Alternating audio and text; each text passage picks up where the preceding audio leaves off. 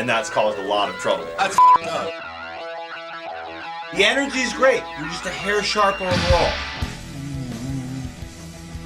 Day 7. It's day 7. My brain is scrambled eggs. Day 7 of the Queen Caveat album. The day was really cool because we really connected. Everyone on this record is finally, I feel like we're really united.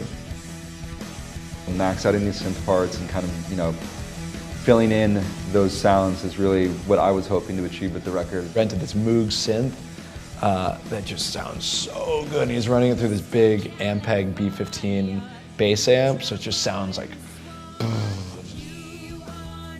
Let's do the things to make it right.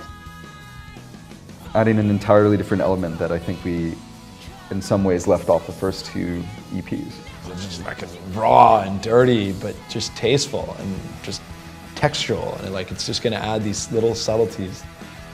Spine, it kind of came the most naturally, I think, to us in rehearsals and practice. Usually the songs start with Lauren and I, so I wrote the idea for it. I was trying to do really weird voicings, but that still sound to the general public sound beautiful, not just weird because I'm trying to be different, but tasteful.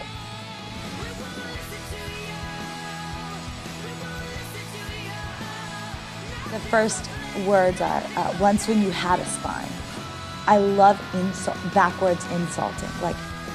It's a compliment in reverse. Experience, a sound experience. Yeah.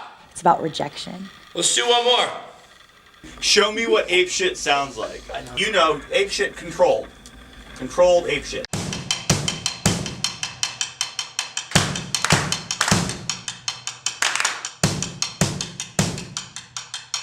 Once when you had a spine, you freed me from my spite. You were there for